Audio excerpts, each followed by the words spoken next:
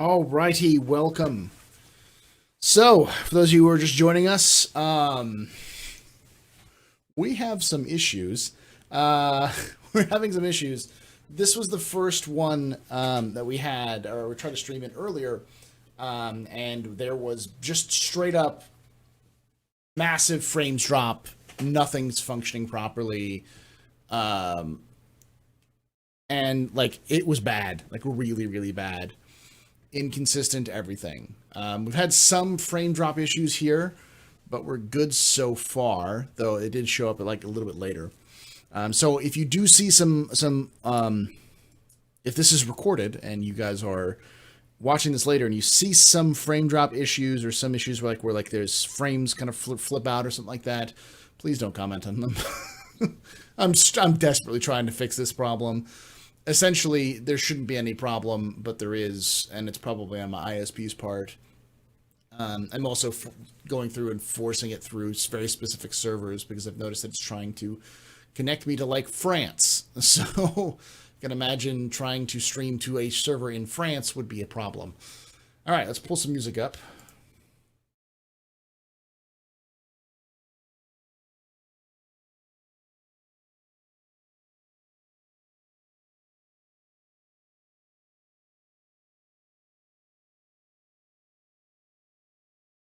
Welcome, everybody. Let's get to the office.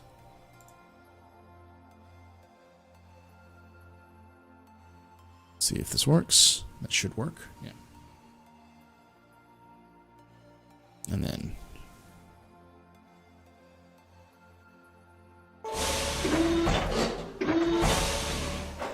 welcome, everybody. Welcome to the office hours. My name is Paul, Berserker01 Batman Shelley, your humble host and space bartender at the Astropub, your host on Galactic Historian, host on the Captain's Table, and your professor at Galactic Historian.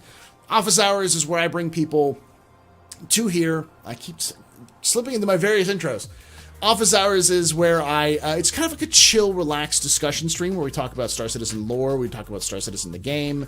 It's mostly focused on lore, that's why it's hence Galactic Historian, but it's I just tend to call it Office Hours just because we tend to talk about whatever. It's usually centered around Star Citizen. And I want to bring people who know me from Twitch to YouTube, because, you know, this does go up on YouTube. And for those of you guys who only watch me on YouTube, to Twitch, because I also stream on Twitch on Tuesdays, Wednesdays, Thursdays, and Fridays, which feel free to come on, hop on, and hang out, especially if you like Star Citizen. We play a lot of it. We play it, you know. We don't just theory craft, we play it a lot. I have ungodly amount of hours into the game.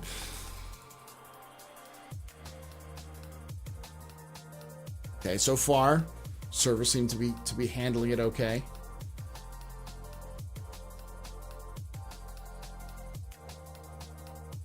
Working through it. All right. Here.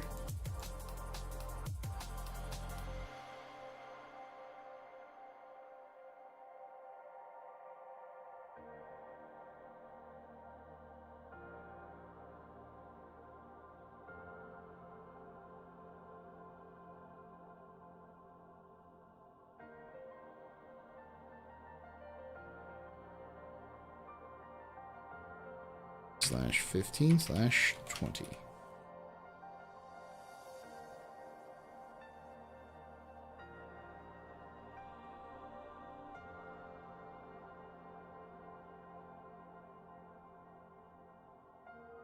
Knocks on wood. Thank you so much, guys. If you're talking on YouTube, I'm trying to monitor everything, make sure everything's working good. Usually Twitch's API starts kicking in about now, so we'll start seeing what's going on.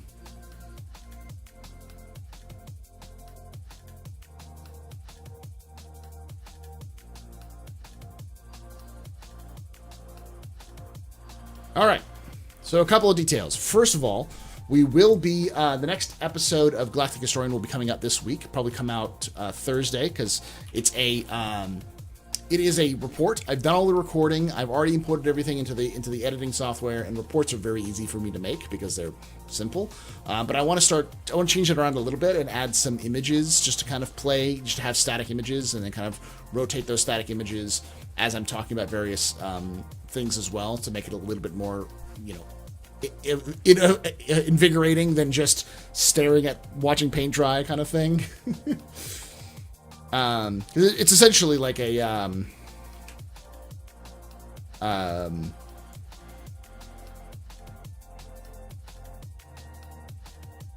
it's essentially a podcast, an audio podcast that I put down into video format, because that was its original concept, was a podcast for Patreons, but I also wanted to make sure it was available for other people as well.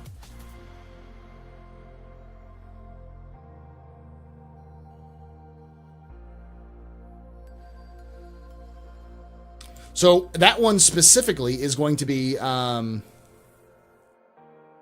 that one's going to be on the election of 2950. It's going to talk about the Imperator, what the Imperator does, the various political parties of the UEE, and then the individual Imperator candidates. Some of it is a little out of date because I wrote it a while ago and I didn't bother updating it too much because there's a lot of juicy drama which is going on. But it seems to be very in line with what CIG is planning on doing, from what I've been hearing. So, and I'll leave it at that. I'm very excited for that.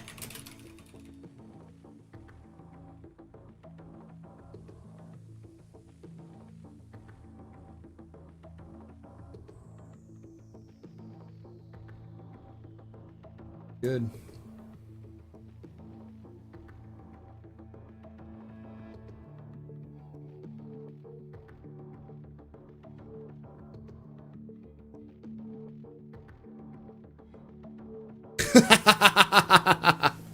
Oh, that is a very different content. YouTube would not like me talking about the election of 2020.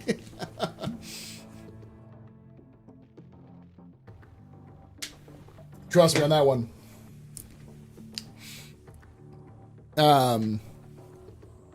That's a different channel. Anyone remind me of the election date? So the next date is going to be Citizen Day, which is October, whenever Citizen Con is supposed to be, like the anniversary date of Citizen Con. That is Citizen Day, I believe, in October. And so Citizen Day is the election day as well. It serves dual purpose. It is a big time for celebration and like time off and everything like that.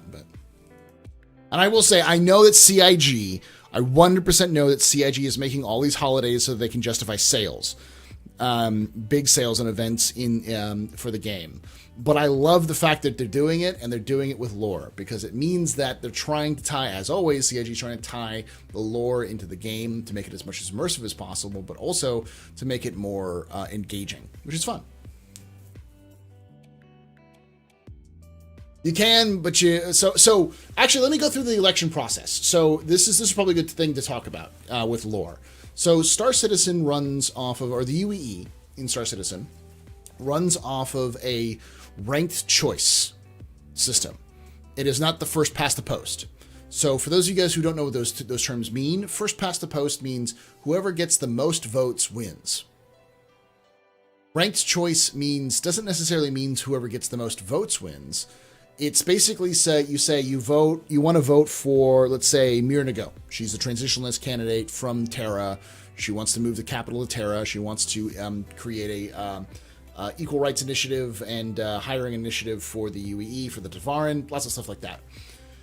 Say you want to vote for her. She's your primary candidate. But there are 5 other candidates. So you don't have to just choose Myrna Go. Myrna Go is your primary candidate, and then you can choose like your secondary candidate as Costigan, right? The current Imperator's son, because you like the cut of his jib. Then you like, the other Universal's candidate, then the Central's candidate, then the AI lady. That's your choice, ranked choice 1 through 5. Now, they tally up all the votes. Whoever gets the least amount of votes in that list, they're gone. And then whoever would have had those votes, their votes count for the next person up. And then they tally that up, they're gone. They go through this process of removing the candidates who have the least votes, and then whoever's the next choice would be will move to that. So essentially my vote still counts because at the very end, one of my choices will be picked, and it'll be the highest ranked choice that I have.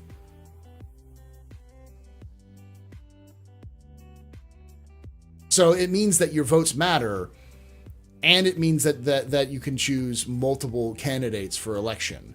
So in the end, the top two candidates that have the most votes win, but everyone has voted for one of those two. It essentially boils down to if those two candidates are in your top two or not. So as a result, the way that the UE elections work is they work in cycles. The first cycle, anyone can enter. It starts the year before, at Citizen Day, the year before the election. So the next election will be held in 2060, and in 2959, they'll do another election cycle. And that's the election cycle will start on Citizen Day. You can vote for whoever you want. It doesn't matter. You just need to submit an entry to the UEE's election bureau. It's a video that gets posted on the election bureau, and everyone who has citizenship can look at the video and determine if they want to vote for you. And if you get enough votes, you get to the first stage, which is the first 10 people, the top 10 people in that list. And then from that list, they then do another ranked choice voting sometime in the spring, and that leads it to the top 5. Then once you reach the top 5, you go to the final vote tally in the fall, which is what we're currently at. It might be a xenophobic regime, but at least they have a fair and reasonable election system. Well, I mean, to be fair, the UEE is doing its best to not be xenophobic. There are many xenophobic people in the UEE, and again, the way that CIG writes the lore, they're not wrong. You know, the people who are super xenophobic aren't wrong that, like, the Xi'an will as likely stab humanity in the back as help them. Because the Xi'an would. They'd probably be the first to tell you that. They are a deceitful group of people, but that has a lot to do with their culture. It has a lot to do with their history, and a lot to do with their massive trust issues. So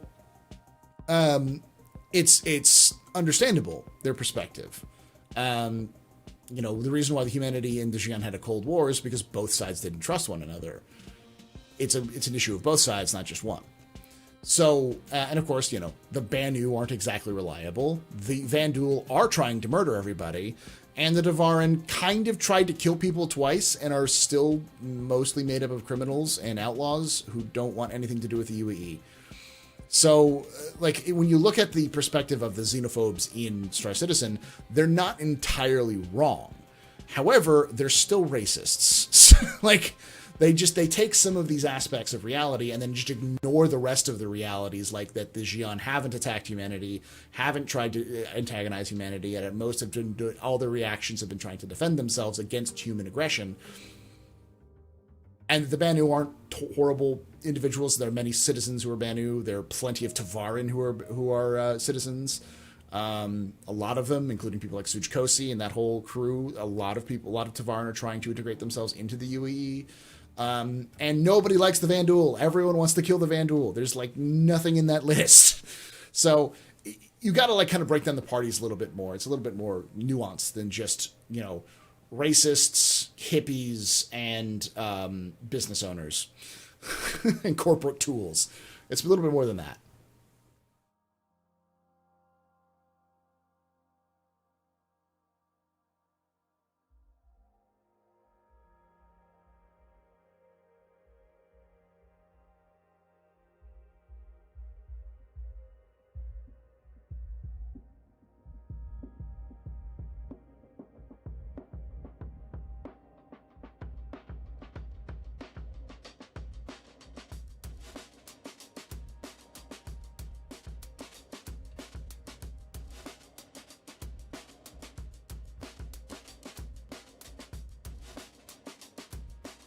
Working here.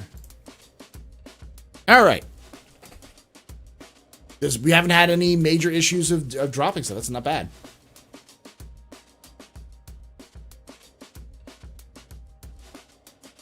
By the way, guys, we are giving away an Asperia Talon all this month.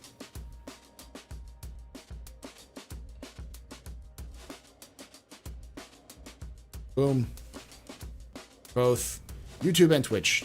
Get in it. I mean, humans are also good at best apple in the back. Yeah, exactly. In the end of the day, there's plenty of variability in aliens too, just like humans. Don't fall into the Star Trek trope of alien races. They don't. They're not.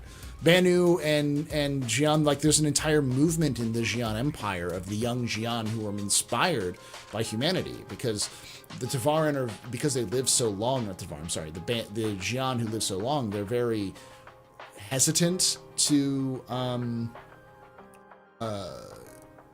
act impulsively. Everything is about planning and long term because they see the action, the consequences long term. I mean, like the current emperor of the Xi'an became emperor when the first Mezzers took power. The day the first Mezzers took power, and he's still the emperor. So he has seen all the rise and the fall of the Mezzers, the Second Tevarin War. He has seen a lot of shit that humanity has done. So he's a little bit more wary. The younger ones who maybe haven't seen the Mezzer regime and the kind of the totalitarianness of humanity, see humanity on the upswing and say, hey, why don't we give them a chance? Why don't we help them out? And so the Xi'an themselves are also not one monoculture. However, their culture, their primary culture is very unified. They seek to become one as much as possible. Loyalties and ties are all to the family and to the emperor.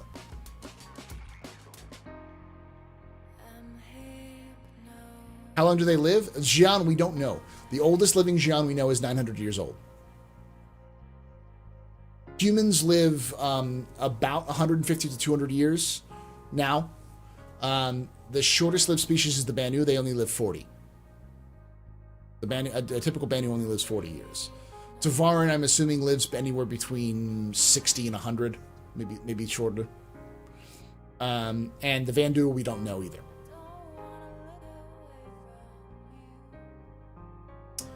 What's my name in game, Sir Citizen? I'd like to add me. Oh, it's the Astropub, just like the title of the YouTube channel or Twitch channel, the Astropub, all one word.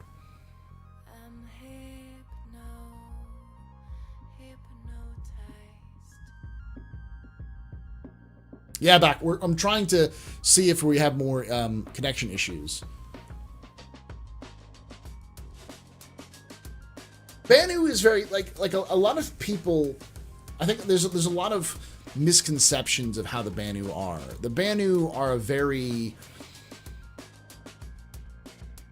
because they live so short. They have such short lives. They're incredibly dedicated to their craft.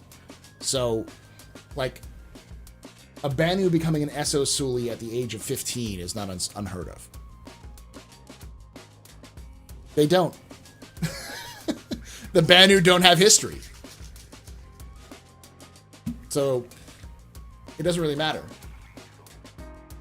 There's also no permanent, as a result, there's no really permanent structures. Oh, yeah, it's blame Twitch. I've been trying to, essentially I came back on just to see if my internet was working, because it seemed to have decided to unfuck itself.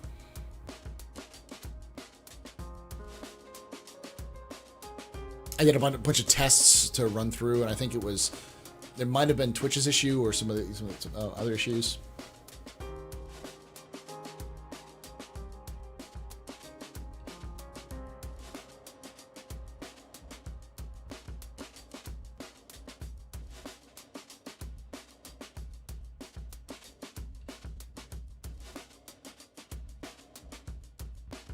So is it only humans that keep a time frame? The Xi'an do as well, as far as we know, and the Tevarin do. But a lot of Tevarin history was destroyed by the Tevarin and by humans. But the Tevarin themselves destroyed a lot of their history to keep it out of the hands of humanity at the end of the Second Tevarin War.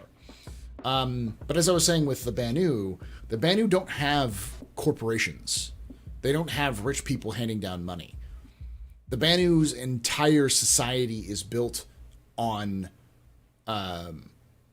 pursuit, the pursuit of uniqueness, of individuality, of identity, and it's paradoxically also paired with a drive for community. All Banu children are born in a business arrangement between two Banu. Banu do not have gender; they are agendered, or they are monogendered. Two Banu are still required to make offspring, but essentially they decide which one is going to carry the offspring, which one isn't. So they don't even the Banu language doesn't have gendered words at all. It's all ungendered. And so when two Banu get together to decide to have a kid, they it's through what's called a procreation suli. And then once they have a child, they sell that child to a kind of a evaluation suli, and like a child rearing suli, and then that suli will then sell that child to a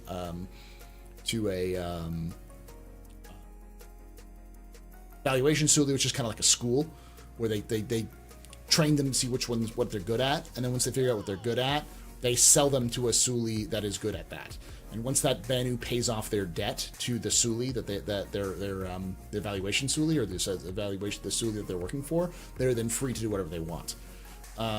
So everything is done via business transaction. But because everything is based off of sulis, and sulis are so frantic, two Banu decide to have a kid. Once they have the kid, they can just leave and they just do their own things again. There's nothing that keeps them together. Or one of them could die, and then you've got the other one may have to move on to a different one. Yeah, even the idea of like romance and love doesn't seem to even exist in the Banu culture. So sulis are not just places you work or are owned by; they are also families. So, and because sulis are so easily formed and destroyed, all sulis are families, and every Banu is a family member to another. They're incredibly close in terms of their culture. Child by committee. Sort of. It's child by corporate board.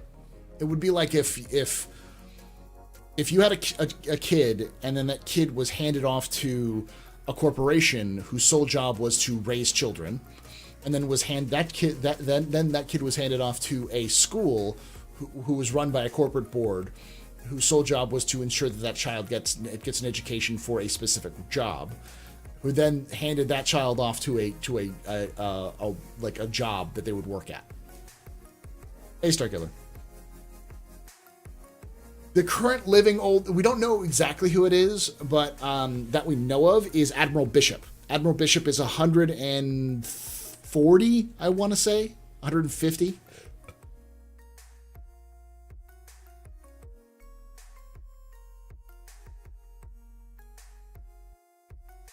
Full line, the fat lip. Yeah. This has been off topic. Can you explain how the Tavaran splinter cells after the First Tavaran War unified to update technology, like creating the Shrike, and their effects on them mainly acting in common goal but independent? White Wolf, I think the best way of describing that is we don't know 100%, but the UEE is bad at controlling its borders. It's always been very bad at controlling its borders, because the UEE is so focused on things like free trade, and they don't want to put more effort into a system than they need to. There's a lot of systems which are essentially dead systems where the UEE doesn't give a shit about, that squatters and terraformers and entrepreneurs and pirates will just settle in because the UEE doesn't care about them. But then the UEE finds a system, one system over, that they do care about, and they settle that. And then there's the only way to get between point A and point B is through the system that's filled with pirates now. So, as a result, a lot of these fringe dead systems is where the Banu or the Tavaran seem to have gone to. My personal theory as to how they were able to reform and evaluate and adapt their technology was they got help from the Xi'an. This is firmly at the end of the first Mezzer era, the first Mezzer's life. The Mezzer had been using the Xi'an as a scapegoat to do whatever he wanted, which made it very dangerous. The human Xi'an relations were in the fucking bucket, where it had fallen down a pit, and we're going to climb out for a couple hundred years. So my theory is that likely some Tavaran escaped to Xi'an space, and the Xi'an gave them sanctuary training and allowed them to some technology so they could update their current technology, essentially giving a technological exchange where Xi'an got some of the tech from the Tavaran, and the Tavaran would get some tech from the Xi'an, and then they would work together to update them.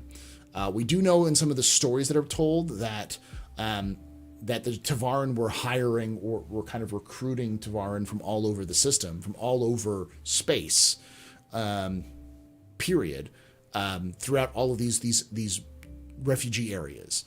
They would send people out to go essentially proselytize.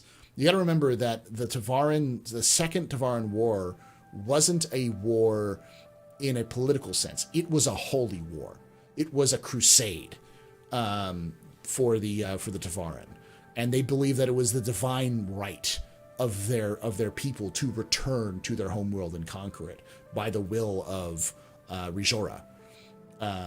This was not just a war to reclaim our homeland.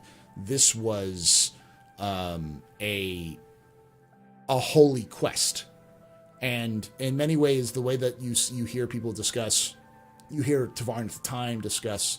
Korathal, the warlord, he was not a warlord in the sense of just a political and pragmatic general. He was a holy figure in their religion. He was the Pope. It was the Pope leading a crusade to conquer Rome. Not Jerusalem, but Rome. Hey, Bramster. Bots off? Okay. The bots should be on. It's probably not connected. That's probably the issue.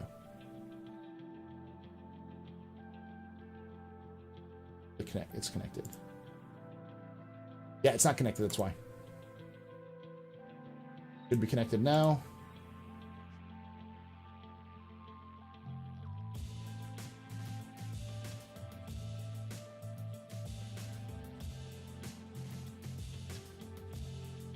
Thank you so much for that follow. Gate Shark, thanks so much for that 2 months with Prime. G Sharp, thank you for that 18 months.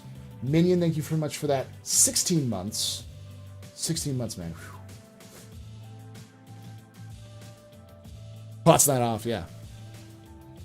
Damn, the SE fluff is awesome. It is freaking amazing. That's why I really want more of that fluff to come into the universe to kind of fill it out, because there's a lot of cool shit.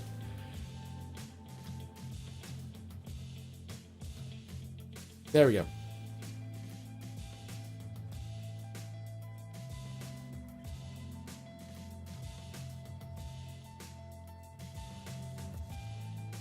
So I, Star Citizen, or my job is a history teacher. It's my day job. I teach social studies to high schoolers.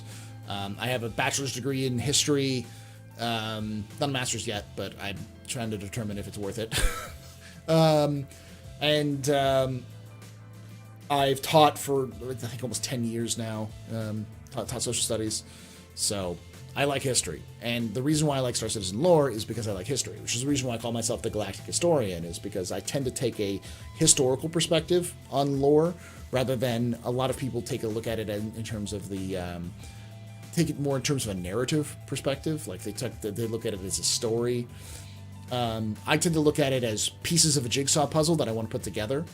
And Star Citizen does a really good job of this, because a lot of the stories and the content is separate, and then they kind of tie it in loosely, but they don't ever deliberately put these pieces together. I take a lot of those loose ends and put them together, and then you can see the bigger fabric of the lore. So you like a ship, you like the ship's manufacturer, well, I can find stories about that ship's manufacturer and that ship in lore that weren't mentioned in the posts about that ship. Thank you so much for that $10 there, Alpha, man. And DFX, thank you for that 45 months. Glad the internet's back, kinda, for the moment. Mostly. I think what the issue is twofold. I think I've had this issue with almost every time I've moved that my internet decides that it's going to just. I think there's some problems with the routers and its communication issues.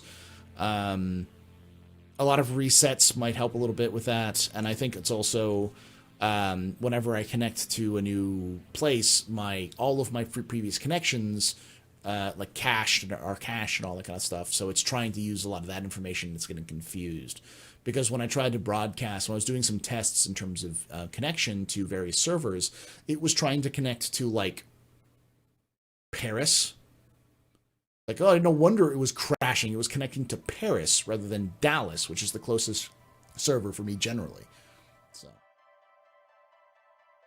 thank you. I like the theory that the Xi'an helped them reform and such. Makes a lot of sense. Very interesting. Well, the thing is you would never know. If the Xi'an did it, you would never hear about it. The Xi'an are incredibly quiet about that. But ironically, because they're the only people who could have done it, and no one would, and they would never admit to it, they likely did it. Like, when you're in a room full of people, and the person who's always quiet and being secretive, is being quiet and secretive about something, they likely are the ones who are doing whatever is quiet and secretive in that room. I mean, I wouldn't. Like, the Tavaran really couldn't have done it themselves. The Banu would have not shut the fuck up about it if they did it, because they love talking about shit like that. The Vanduul weren't around at that time, so the only people who could have done it was humanity or the Xi'an, and they were very unlikely that humans would try to help the Devarin, because the Devarin were, like I said, going on a crusade, on a holy quest to conquer their homeworld. This was, not just like a war, a freaking, all out rush,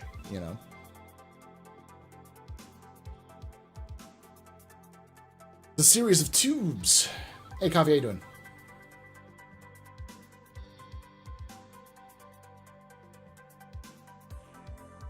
Yeah, feel free to ask any questions about the lore or anything else like that. We'll be playing some Star Citizen tomorrow as well. I know this is Free Flight Week, so if you're new to Star Citizen, if you just happen to stumble upon this, be like, what is this? My name is Paul. I do a series called Galactic Historian, where I look at the lore of sci-fi and space video games. I'm going to be branching out beyond just sci-fi and space video games, but I've done an introduction series for Star Citizen lore. So yes, there is lore in Star Citizen. Yes, there is more to the story than just flying around in spaceships and docking on stations. And CIG seems to want to add it into the game, but they're trying to wait for more content, more back-end content to be finished so that they can do that.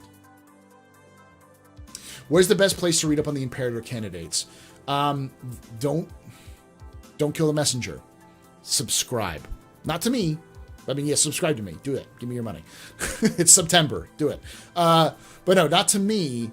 And don't subscribe on YouTube. Or subscribe on YouTube, too. That's free.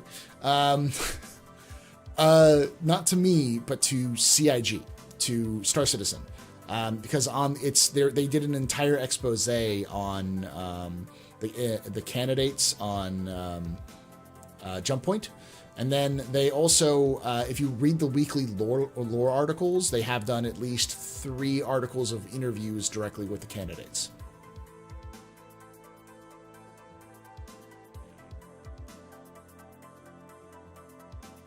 Oh, Amos, the fact that they straight up abandoned some of their worlds is pretty weird too. Where did the Varn go? Why'd they leave their ships and stuff behind?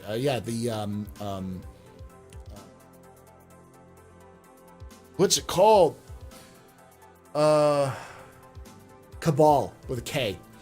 The Cabal system. Yeah, Cabal 3, which was an entirely settled Tavaran system, which may or may not have had a jump point at some point to Elysium, the home world, the home system of the Tavaran.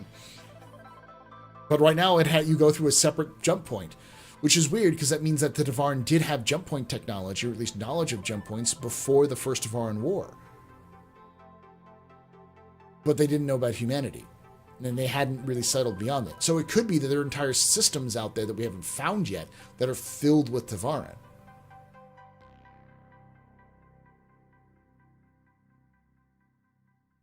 Good question. There's a Banu system that isn't near Banu space. I can't remember the name of it. Can't look it up. Okay. This is great. So coin toss. This has been asked directly by the devs to the writers, and the writers basically have said, I don't know, why would it be there? I have two theories. My first theory is they made that map before they actually thought about the full extent of the systems, which they tend to be doing anyways, because the way that CIG writes stories and characters is they kind of do it on the fly. So a lot of the lore is built in large and small chunks, but are very general chunks. So when they were making a lot of these systems, they didn't exactly know where they were going to put them, and they decided to put them in these various places, and then realized afterwards that this Banu system, where the Banu are over here, this Banu system is all the way up here and to the right. Now it does work in the sense that the Banu don't pass their history down. So it could easily be that there was a jump point that connected a Banu system to that system long ago and collapsed. But we don't know because the Banu don't keep any records. So, our Pluktavaran. Thank you so much, Prancer, for giving that sub to Drugar. You guys both rock, man.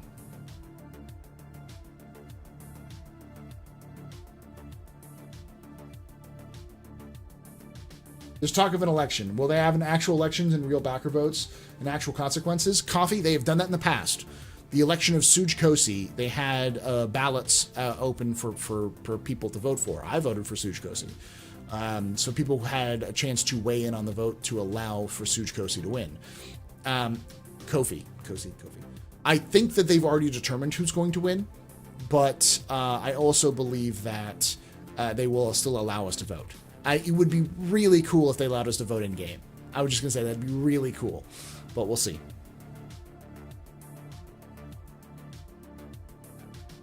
the Messer's original recipe for Kentucky Fried Tavarin.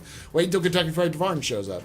He's actually a regular user here on Twitch. So I have a joke here at the Astropub on Galactic Historian that I am the Esso Suli, what did I say I am? I am the Esso Suli of Internet Spaceship lore. Because Esso Suli is the leader of Asuli, which is Asuli is like an organization of Banu. It works as like a corporation, as a government, and just pretty much anything. So the joke is, I am the Esso Suli of history. I am the Banu Esso Suli of history. Because they don't have history.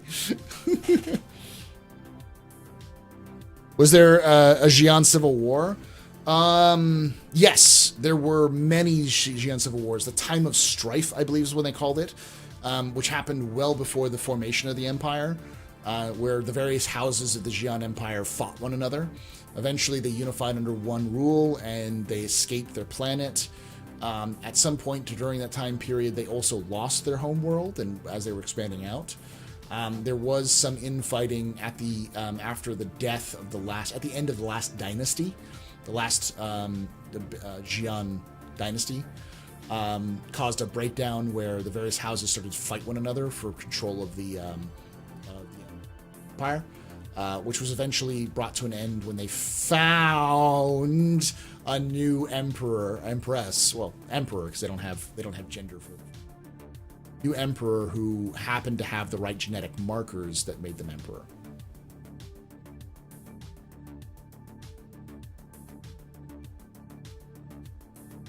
But yeah, there was two that we know of. There's the best way of, like, if you know this in Goku Jigai, I can't even say it right. The Warring States period in Japanese history. Essentially, with the shogunates and that kind of stuff. Essentially, that time period is the Romance of the Three Kingdoms from Chinese history. The fall of the Han Dynasty, and that the whole conflict of the various kingdoms that were at each other's throats. Those are the time periods. I think the Romance of the Three Kingdoms, that conflict between those three kingdoms is more what CIG was going for with the Xi'an conflicts after the Spirit Wars, or after the. Well, I'll back it up a little bit.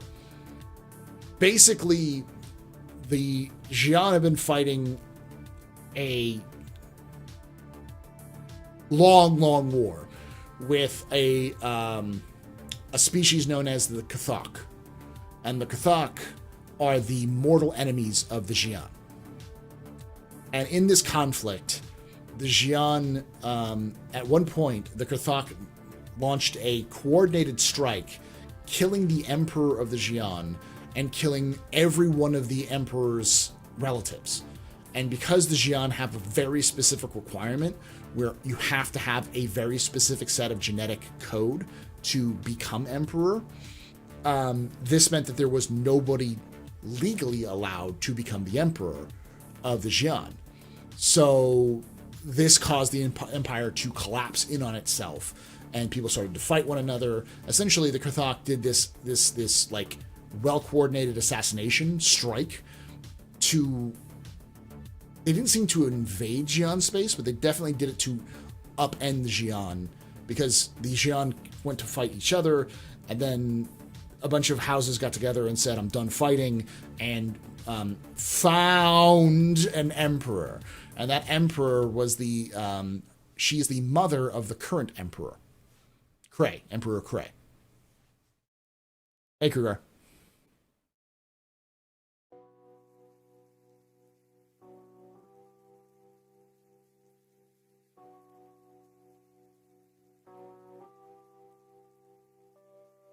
Yeah, I need to speak to CIG. CIG, just make it official. I'm the Esso Sully of history. I am the history Esso. The Esso Sully of history, of the history Sully. He could be cloned. She was definitely the daughter of one of the houses, the house that had the most power. She could have been a clone, or she could have had genetics inserted into her to make sure that she had those genetic markers. I may be wrong about this, but can you speak on why the Vanduul haven't had skirmishes on the scale of the UEs with the Xi'an and the Banu? We don't know 100%. We do know that the Xi'an and the Banu have conflicts with one another. They have fought one another. It could be likely that the reason why the Xi'an, we don't see a lot of conflict, or we don't hear about a lot of conflicts between the Xi'an and the Vanduul, is because they kick the fuck out of the Vanduul and don't bother about it. And the Banu, they seem to have worked an arrangement out with some of them for trade, and then the rest of them, they seem to really have stubbed their progress. One of the major reasons why the Vanduul were able to do so well against the UE was because the Mezers were actively using the Vanduul as a threat to keep themselves in power. They would literally sacrifice systems to the Vanduul just so they could scare people, saying, if you don't back us up, the Vanduul will come eat you. Basically. It was so bad that one of them basically said that publicly to everyone and made everyone angry at them. It was like the third or fourth to last Mezer. It was bad.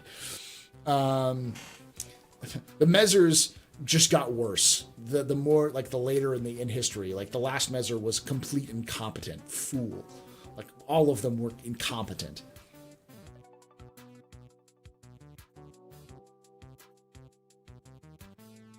Yep. They did a simultaneous to kill off the prior ruling family across Xi'an space. Literally everyone died. Have future races forgot about nukes? Seems like a lot of wars would be a lot sooner, since I don't see anything about W&D treaties. So Odinson, nukes are ineffective compared to antimatter bombs. And almost every side has an antimatter bomb. The problem about antimatter bombs is that they fuck up everything. So nukes and antimatter bombs, in terms of the radiation and the destructive potential, is that they're scorched earth. They just destroy planets. And if you're trying to conquer a planet, you're probably trying to conquer a planet for its resources, and you don't want to nuke the resources out of existence or make it so dangerous to try to extract those resources that it's just not worth it. So a lot of weapons of mass destruction have been, they've not necessarily been banned. It's just they've been ignored because like their uses are very limited, and like nuclear weapons in say space don't really do much. So yeah. WMDs are actively being sought out after by humanity. Humanity's biggest WMDs are currently railguns, which, you know, can crack a freaking cruiser like it was a tin can. So yeah, you fire that thing into with orbital velocity into a planet, you're going to kill some people.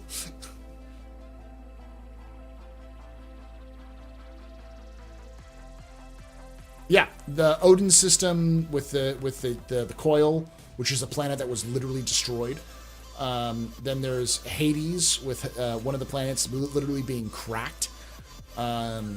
You have the failure of a project to turn using terraforming technology as a weapon. You also have the massacre of Garen 2, where the Mezzers literally genocided an entire species of sentient people so they could terraform a planet for human use. So yeah, there's a lot of like weapons of mass destruction that get used that don't end well.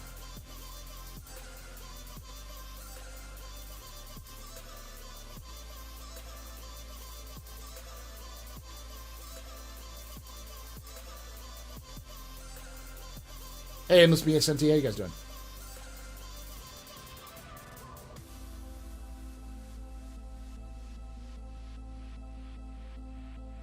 Oh, Nuclear Vanity subscribed. Thank you so much for that subscription, buddy. Let's get some beers for you all. You all stars and cheers in chat. Thank you so much for that subscription, man. It means a lot. Enjoy that discount from September.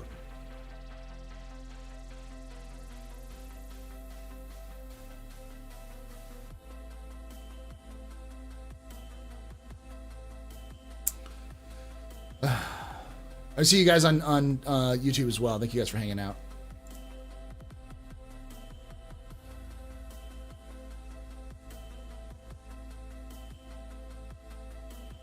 Thank you, man. Yeah, if you're interested in the lore of Star Citizen, I do an entire series called Galactic Historian. This is the link right here. Remember that if you are here as well and you want to enter to win a Talon, ! September in chat.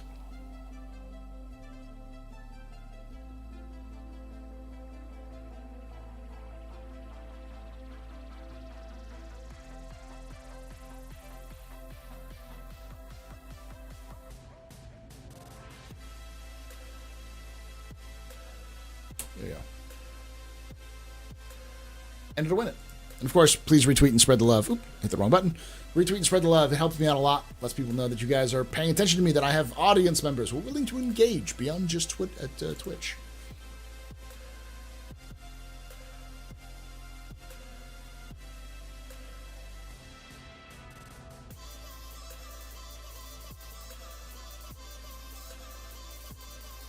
That's weird.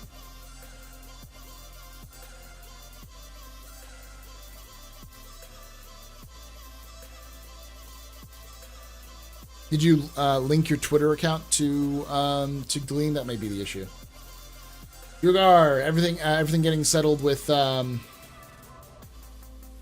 new place? Yes, sort of. Internet's been weird, but other than that, I'm fine. It's been fine. In fact, I've got had enough time to do this. As you don't know, I've been getting back into minis. Hype train coming. Big M with a prime, freaking Rock Knight with what giving to White Wolf and Zeus Anoxia. You know what? Let's do some parties, guys. Let's do some parties.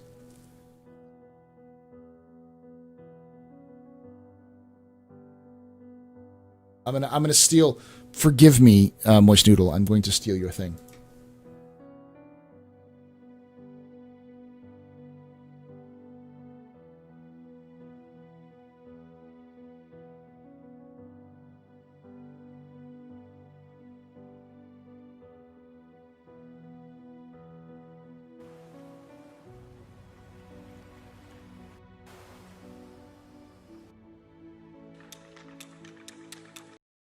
Hyping. Lots of hype. Oh. Thank you so much for all those gifted subs, those subscriptions, everything. Welcome, welcome. You can take away my spaceship. Take away my spaceship. You can take away my space suit. Suit. You can even take away my space lasers. No pew-pews. But you can never, Never. ever Ever. take away my space game.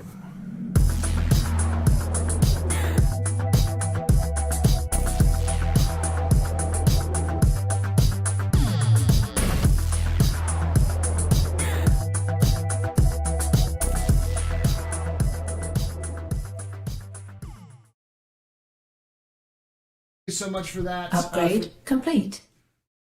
Someone upgraded their sub. Thank you so much, Zeus, for upgrading, continuing their sub from Rock Knight. Pramster, thank you so much for that, gifting that sub to Mirasaki Karu. You guys always freaking rock. Back to the office.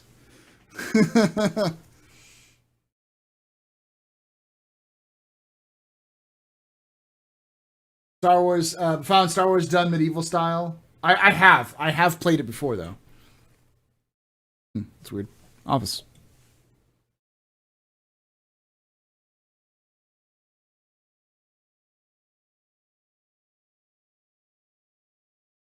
Micro's working. Okay.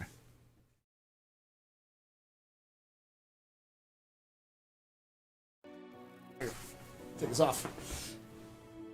Let's keep it going. Hey, if you guys want to do it. Yes, Angroper. So far, we've only dropped 170 frames. That's weird. I think it is an issue with connecting to the wrong servers. Dem biddies. Thank you so much, Dem biddies.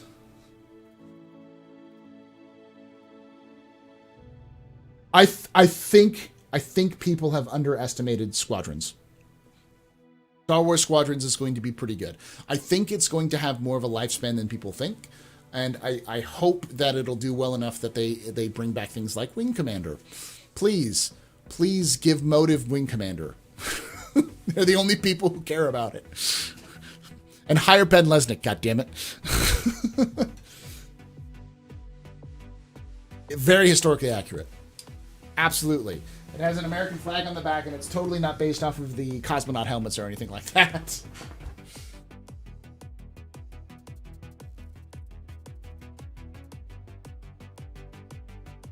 I mean, to be honest, I probably do want to upgrade the modem and the router. I probably want to get a Wi-Fi modem router so I can get a little bit better content, but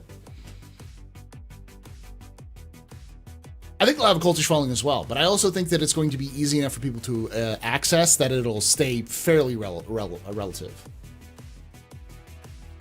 I don't think Ben Lesnick got fired. I think he still works for CIG. He just doesn't. He just works as a contractor rather than as a employee.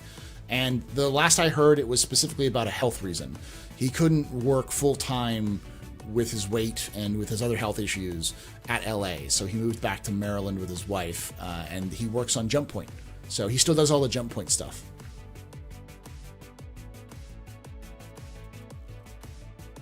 I have a separate modem and router. The problem is that my modem can handle up to 600 Mbps, but my router can only handle up to 300. It doesn't matter because I only get 90 down and 25 to 30 up.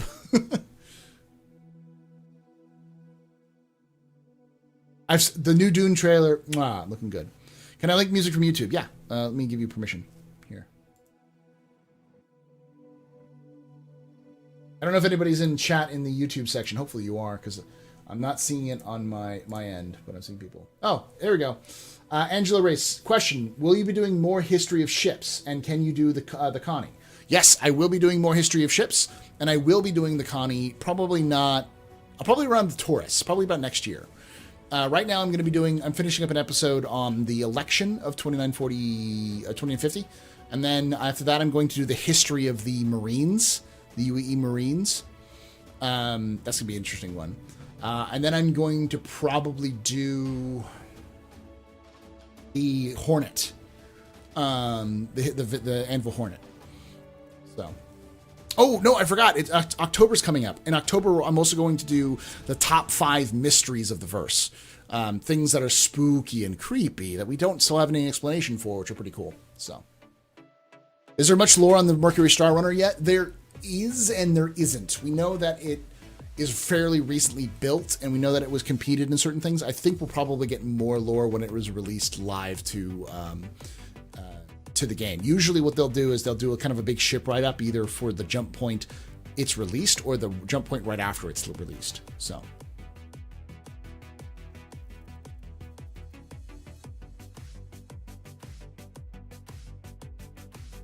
So Captain Richard, basically, are you saying he's a mystery of the verse? Because he is. He's tall, dark, and handsome. What do you mean? Oh, wait, what?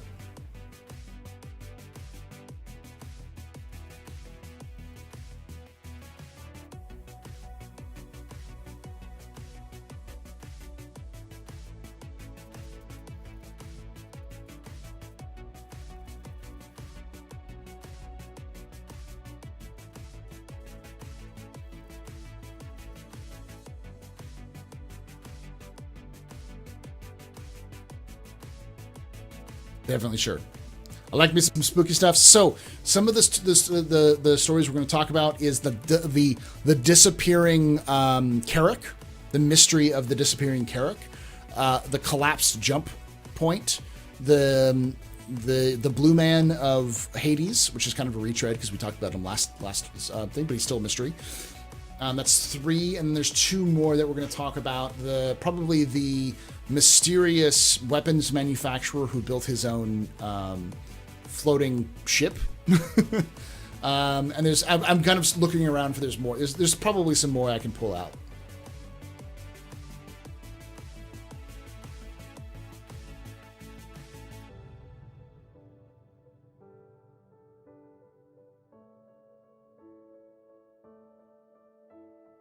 Thank you guys so much for that hype train. Level 2.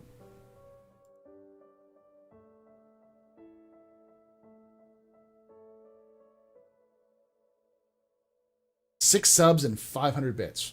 We're currently at 200 subscribers here on Twitch, so we got $10 donated to us on YouTube. That's all awesome, guys. Thank you so much.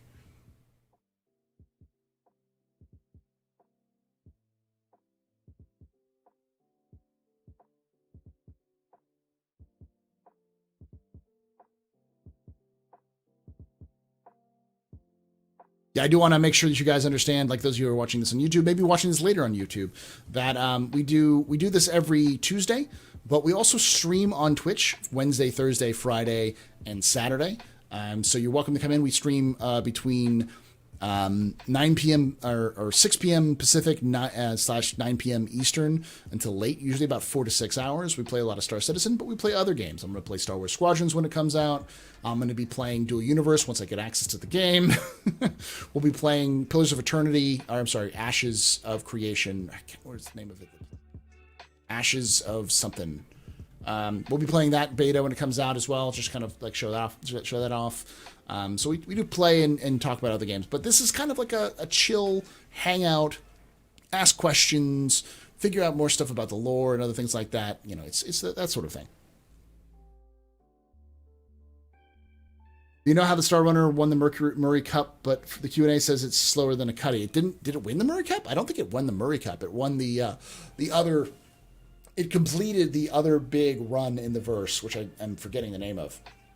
But I'll look it up later. But essentially, the race that I'm talking about is done in a system that's incredibly dangerous. And the reason why it's a big deal that it completed 2 of those is that it's an endurance run, and every year they change the route. So no 2 years are exactly the same. And these races are illegal underground races. So I'm surprised that Crusader likes to promote that. But they did run a Star Runner in 2 consecutive ones and 2 consecutive ones. So definitely. Okay, so I'm going to be playing New World, and I'm going to be doing lore on New World. But New World isn't a game. It's a crack addiction. The Versus version of the Kessel Run. Kind of. It's more like the Versus version of the... what's that long, like, race where they go through like the sand dunes of Tunisia all the way to like Paris?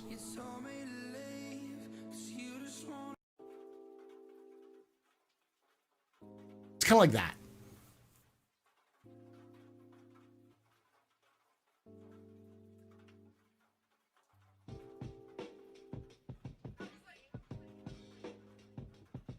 Paris to Dakar. Yeah, that one. Yeah, yeah. It's more like that. It's the Dakar rally only if the Dakar rally was taking place on the sun one year, and then the next year it takes place in the center of Jupiter. That kind of thing. It's the Dakar rally, but with everyone shooting at you and you're flying through hell.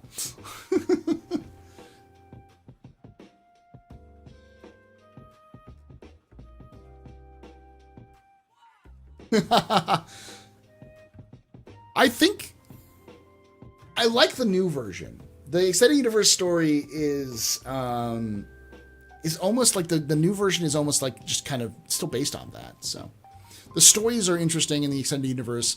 I will always say that the Star Wars extended universe needed to die. And you can hate me for it, but the Star Wars extended universe had the problem that there were too many authors writing too many books about things that would never come to pass because nobody thought that they were going to make more Star Wars. So they were trying to fill that gap. Once you start making more Star Wars that fills that need for Star Wars content, then the books start becoming a liability rather than an asset. I feel like they could have adapted them better into the universe, but the idea that they made them non-canon and then kind of rewrote the canon a little bit, that makes sense. And the fact that they took a lot of the original writers that people really loved and used them to write the new canon shows that they still cared about the extended universe. They just wanted to make it work better.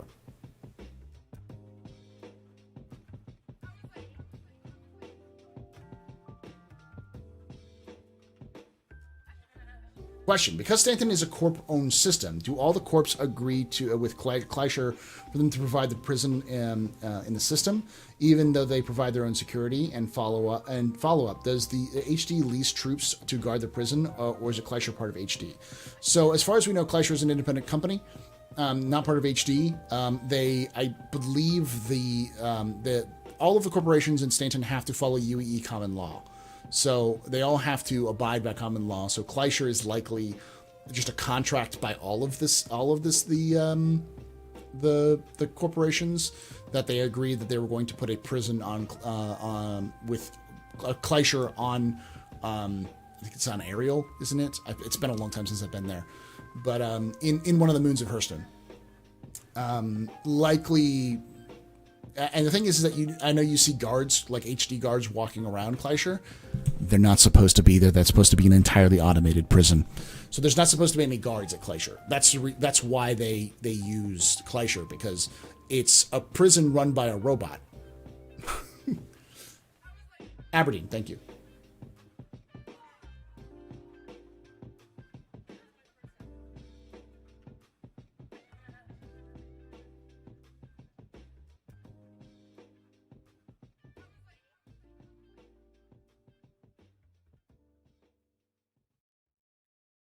Yes, in between the different systems of Stanton is UEE jurisdiction.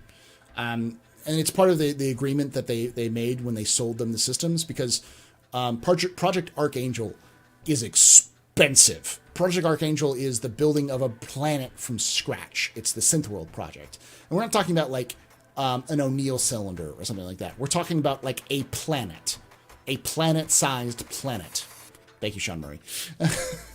A planet-sized planet, but artificial, hollow, built with internal rings, something kind of like a Dyson sphere, but a planet.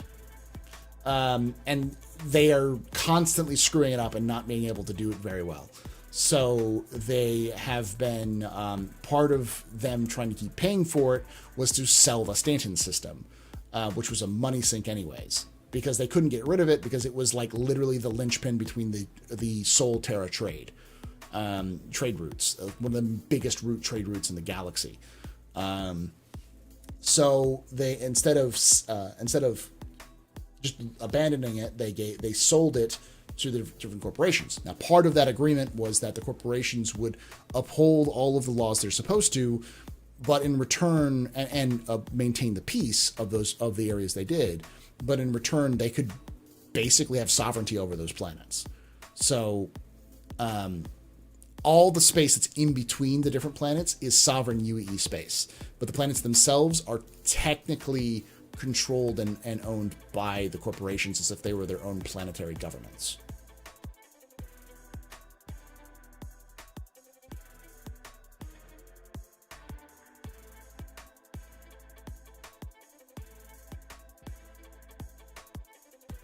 The man is to scale this planet size. Odinson, yes. That's the answer is yes. My thought is it's likely the size of a super Earth. We don't know because they haven't told us because they don't want to tell us yet. But I'm guessing that the plan is that Project Archangel is supposed to be the size of a super Earth. And I also believe that it's something similar to an arcology. Yeah, think of like Cybertron. That's a good way of putting it. Something more like a floating arcology, somewhere between an arcology and an O'Neill cylinder. An O'Neill cylinder is like circles to generate centrifugal force, to generate gravity. But an arcology is, a self-sufficient, mega city, essentially, a planet unto itself. But with Star Citizen's technology, you don't need to spin. And because planets are easy to build on, because they know how to build them, they're building the planet. But because they're also they don't need to spin it and to create gravity, and they don't need a huge heavy core to function for gravity. Essentially, this is just a theory where I am way off the deep end into la la land of speculation. Is that the way that they're building it is that at the core of the synth world is just a giant gravity generator that is incredibly massive and incredibly expensive to run, and a power plant that runs it. And then all of the levels beyond that are livable levels. So you have essentially like possibly 20-foot massive, there's these massive rooms that like extend like 20 feet high that circumnavigate this core. And then each 20 feet you have more rooms. So you essentially have a giant space station which is self-sufficient, where you could build and whatever, because the power requirements to run the gravity generator of that size is probably that of a sun. So they're probably creating a miniature sun next to a giant gravity generator, or possibly just creating a miniature sun inside of a artificial shell. So yeah, kind of like a honeycomb or something like that. Yeah. Exactly right, Rock Knight. If something suddenly goes wrong, people are going to be flying off of it. That's why Project Archangel is having a lot of problems, because they're not able to get the details right.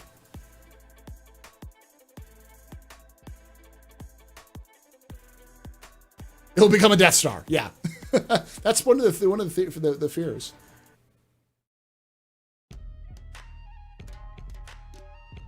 If I ever GM a game of Star Wars again, I'll put it right smack 3 years after the Battle of Endor, and I have the liberty to do what the hell I want. Hey man, that's what Edge of the Empire, what we do for Saturday mornings, guys. 10 a.m. Pacific, 1 p.m. Eastern. We do what's called the Spice Must Roll. It's a sci-fi tabletop RPG. I'm sorry that I'm plugging a lot of my stuff, but a lot of you don't know about this, so I want to make sure you guys do. Saturday mornings we do a tabletop stream, and we do different sci-fi. Every season's a different sci-fi. So every fall, winter, spring, summer, they all have their own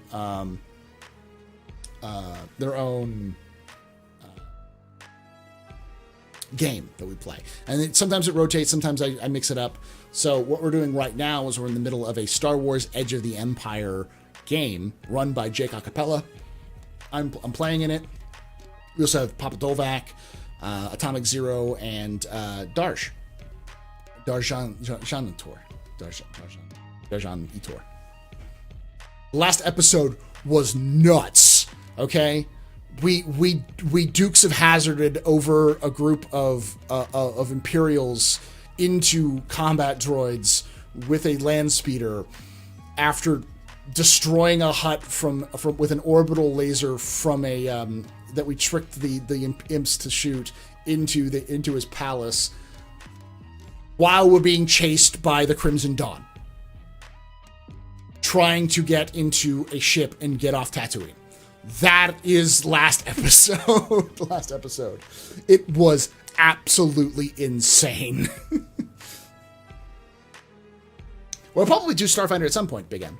The next game we're going to play after Star Wars is a Stars Without Number campaign, but it's inspired by like anime mecha and like games like BattleTech and MechWarrior and Titanfall and Armored Core, but also like animes like Robotech and Gundam and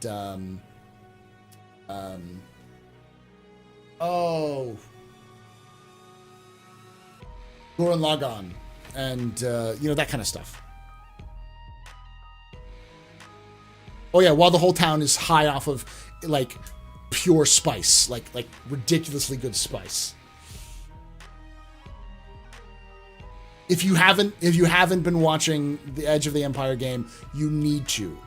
It's twitch.tv/theastropub on Saturday mornings. You can catch up with it on youtube.com/thespicemustroll. youtube.com/thespicemustroll. I separated it from my normal account because I used to post them on my normal account, and it didn't get a lot of traction. People weren't very interested in it because it wasn't Star Citizen related.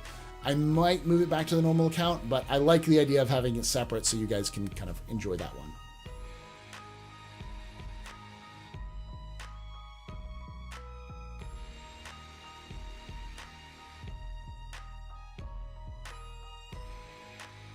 So, we're going to have some fun.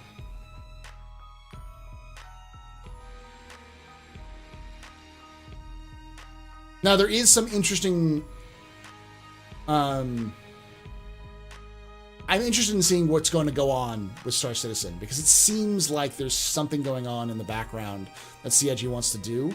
One of the things that's easy to kind of pick up on when it comes to CIG's viability and what's going on with CIG is look at the employees and what they're doing. When you start seeing a bunch of them talking on social media or streaming or doing something other than working and being more public, it usually means that they're not in crunch mode. So it usually means that either something is about to hit, which is big, or they just finished something very big, and so they have some time off.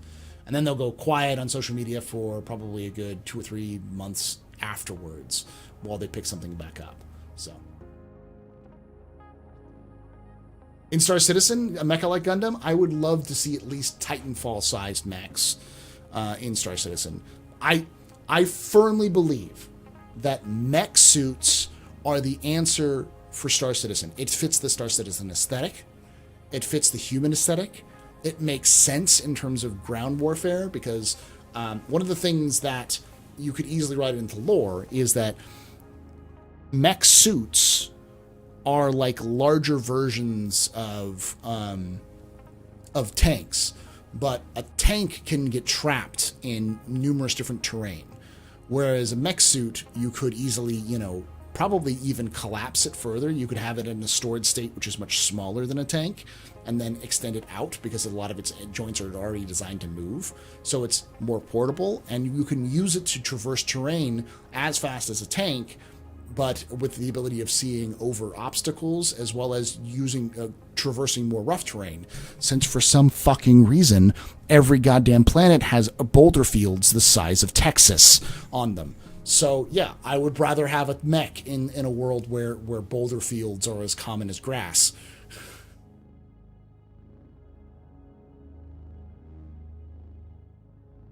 Powered armor for the win, yes.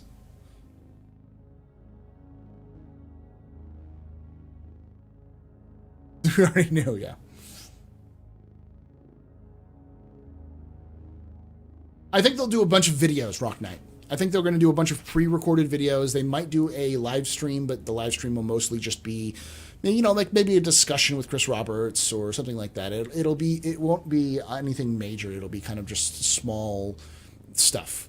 And I think they'll probably do it near the release of the IAE, so closer in November.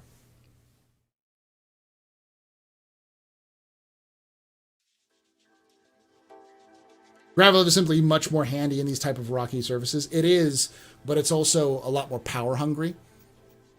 My theory is that the tanks will actually be less power hungry than even the heavy grav vehicles, just because the grav vehicles you have to use a lot of power to use the anti-grav. Well, 311 hit Evo, so that must slack things off a bit. A little bit, yeah.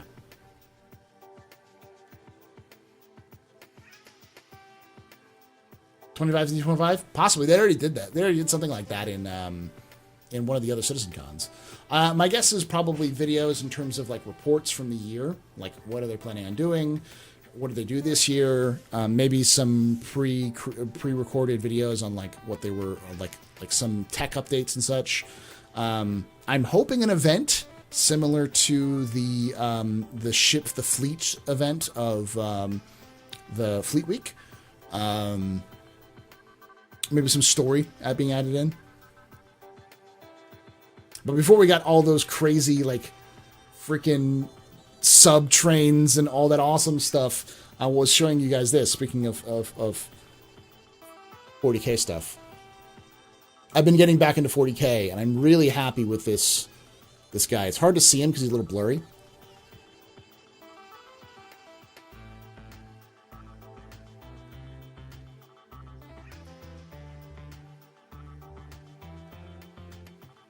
But I posted them on Twitter as well. I haven't done all the details. Like, I want to make these back in the back white, and of course, like his Aquilas and some of his slogans are gonna be white.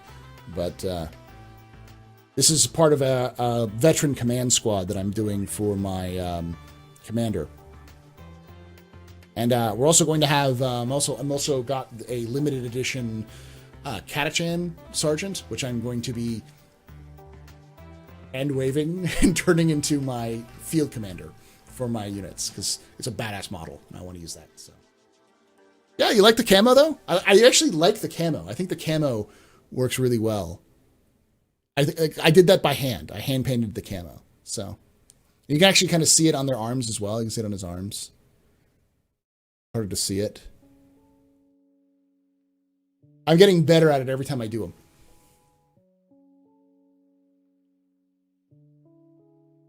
Is there a multi-crew in tanks? Will room systems Chris talked about apply? Yes, that's the plan. The tanks are 2 to 3 people. I think you can have one person control it, but there's supposed like the gunner is supposed to be separate from the driver, and then there's also another engineer role. So,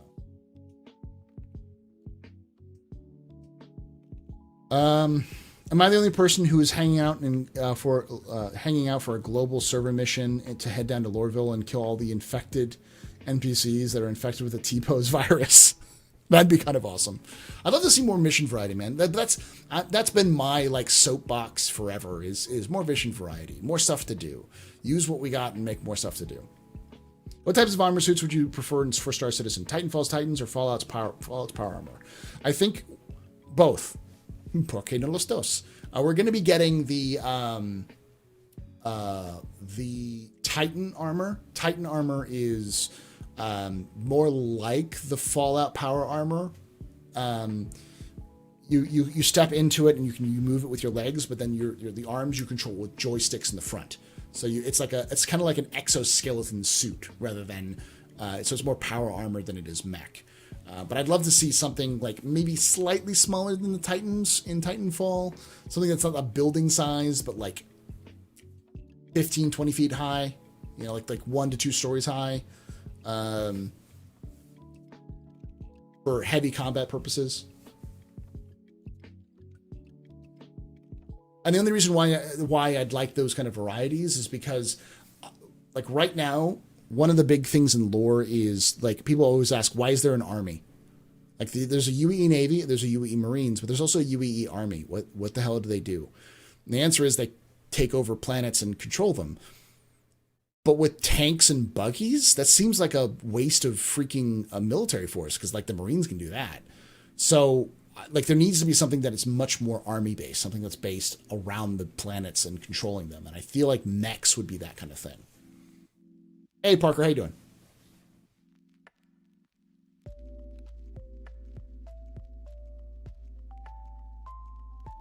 Yeah, in reality, the UEE Navy should be called the UEE Space Force, but that was before the kind of nomenclature and the popularization.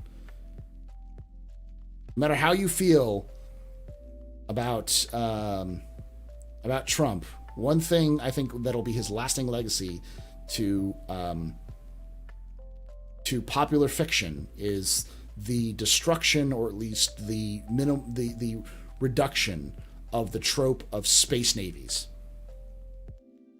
The only reason why like the UE Navy is called the UE Navy is because in space fiction, navies are always in space. And the reason why they are is because they're adopting old adventure tropes from the, Age of Sail kind of stories and adopting those into their fictions. So it makes sense that if you're going to be in a spaceship, which is a ship traveling between stars, it's like sailing on an ocean. So that's the old that old trope seems to be going away with the creation of the Space Force. So glad to hear that, Parker, man. Traveling from port to point, yeah. Something akin to the mobile infantry suits from the Starship Troopers book. Yeah, that's probably what we're going to see with the Titan armor. Titan armor is going to be something more like the mobile infantry suits. I would say the mechs that I'm thinking about are something like the smaller mechs you see in some anime, like Appleseed kind of mechs. This Zone of the Enders is similar to that kind of thing. Like mechs which are 3 people high versus mech suits which are like 1.5 people high. Yeah, that's the thing. It's like Navy is always the easiest to ride into, but I think you'll also see a lot of that kind of stuff. Mechs like Avatar, yeah, possibly like mechs like Avatar, like the controllable mechs in Avatar. Landmark suits, yeah. Gears from Heavy Gear, yeah. Yeah, I feel like those size would work well in Star Citizen, because you want something that's big enough for one person but could possibly carry 2. That fits within the same role as like fighters do in Star Citizen now. That would have like as variable of firepower, because like think about it, a mech has 2 arms. You can put 2 guns on the 2 arms, and you can put missiles on the back. And so now the same control system you have for fighters and ships works for mechs, where you move your mechs, you can move your arms, and like where you look, you move your arms and you aim. And if you want to do free aim, you can do free aim and your arms move. Just like that. You can even put like auto targeting on them, so they'll auto target, auto gimbal like everything else.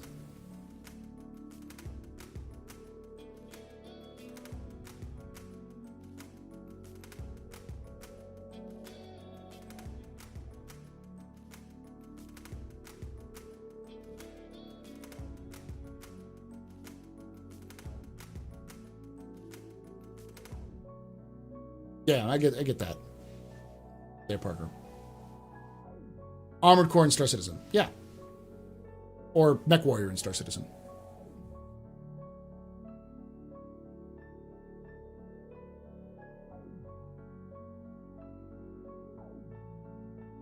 Why people with a gun and a flashlight cross their arms? What? I don't know, Jugar. The blue people avatar, not the good avatar. Yeah, not the good avatar. Man, I'd love to see some airbenders in Star Citizen. Yeah, that's another thing. I'd like to see like a real APC in Star Citizen. Real artillery would be nice in Star Citizen too. Something that can reach out and touch people.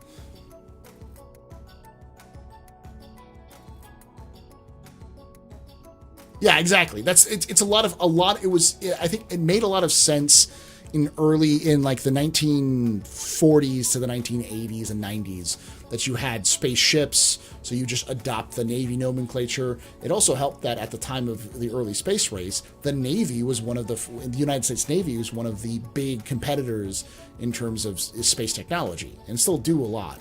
But now with the popularization and codification of the Space Force by the United States, I feel like we're probably going to be moving away from a lot of those tropes in future stories, and you will have a separate entity called Space Forces.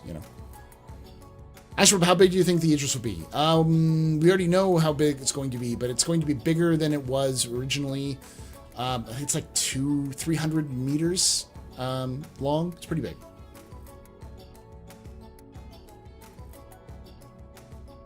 Catch the IDXO Squad cartoon. Titan suits definitely set off my nostalgia for that. Oh, nice. Yeah. Something like the ballista with SSMs. Yes.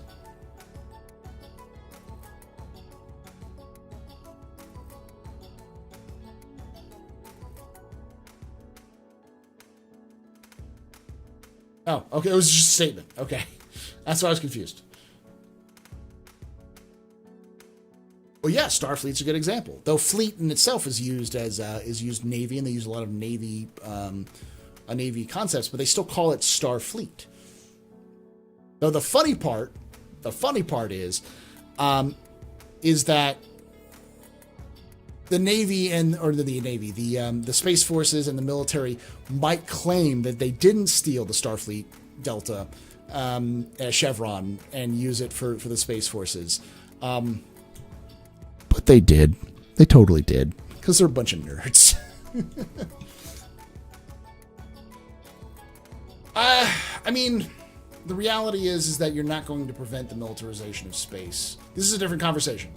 But I feel like having a force that's solely designed to operate and to deal with things in space makes sense as you start to see nations and the country itself start to push into space.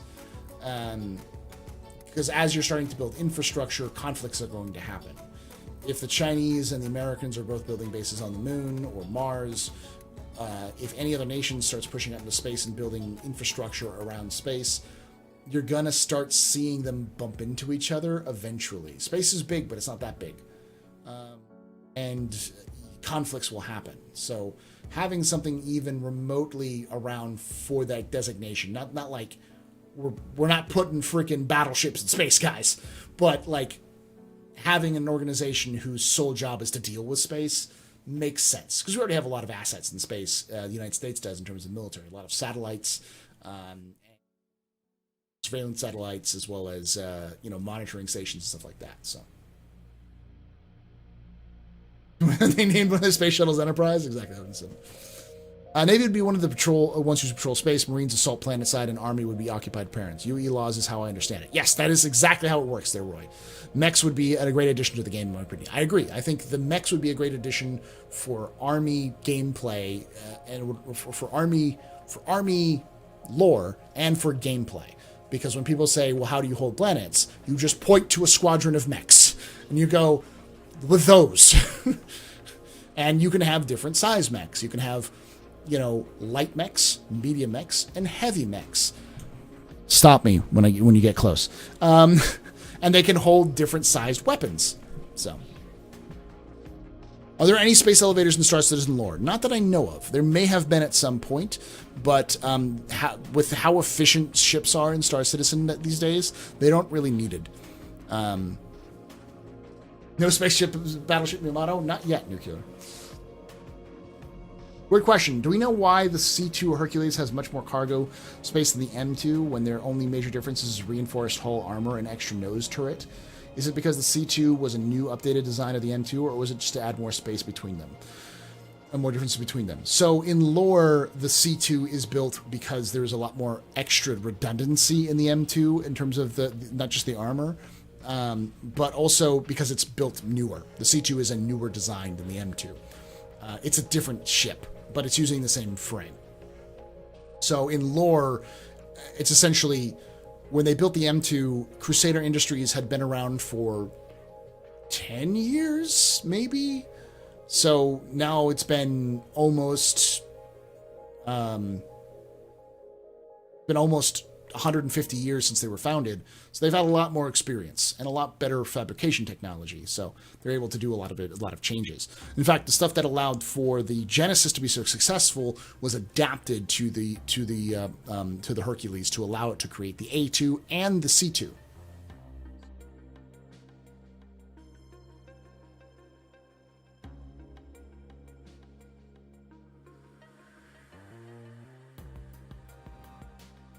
The game needs mobile artillery. It really does. It needs mobile howitzers. And I still believe that a great way of doing mobile howitzers is to have a Drake anti-grav platform. And its sole job is essentially just like four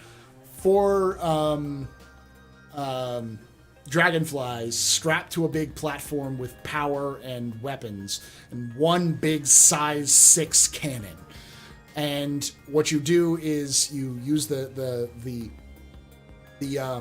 the hover to just kind of get around from place to place very quickly. And when you want to fire, you turn off the hover and you lock everything down with like landing gear or something that'll lock it down to the ground.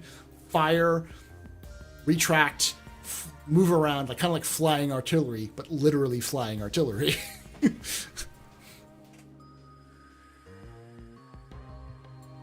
Any celestials? I don't know what celestials are, so you have to remind me of that, Shepard. Hey, Nicholas Flamel, how you doing? Space battleship Yamatonk. Kraken equals with a lot of tonks and landing decks. Yes, Shifty. Yes. Like a version of the German World War I Taran guns. Yes.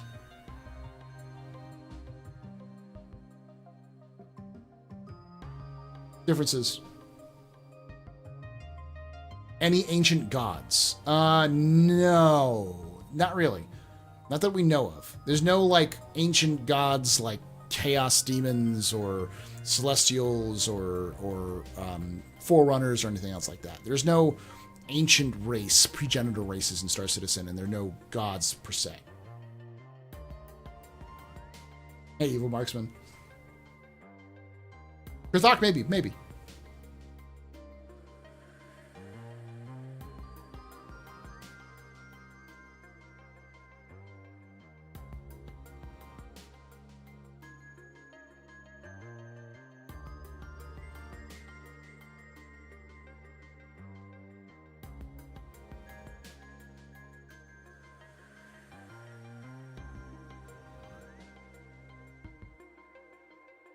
Thank you guys for those follows, for those bits.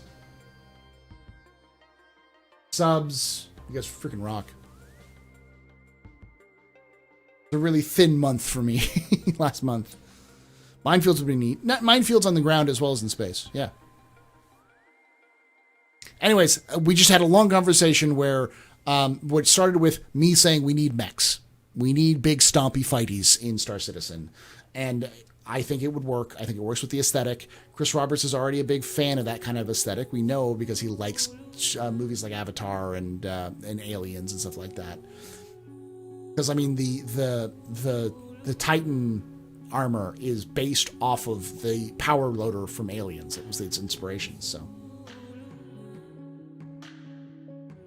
yes. So I think one of the biggest issues was the way that my internet is functioning, but also the connection issues. Like, for instance, my chatbot wasn't even connecting to the internet.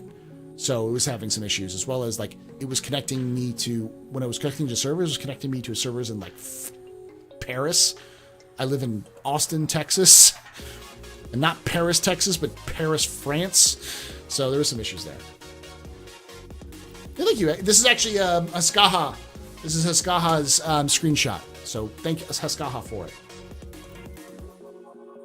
The Lords of Science by Chris Wright. I've only recently, like I said, gotten back into Warhammer. I've got a guard army running.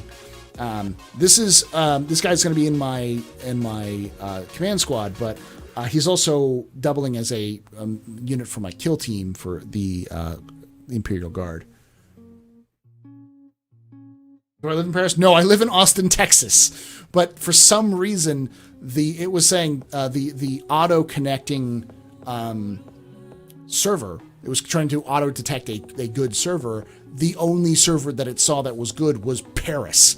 So it's like, what? Which is the reason why I was having drop frames and random bitrate crashes, because I didn't know what it was doing.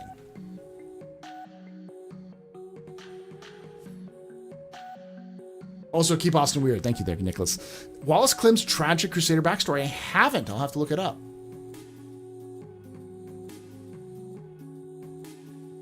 Oh, Execute. He's already reached out. He wants us to do co-op streams together while we stream paint stuff together. We're definitely doing that. Hold on, let me show you some of the things I've done. I am not buying new models until I paint the rest of this.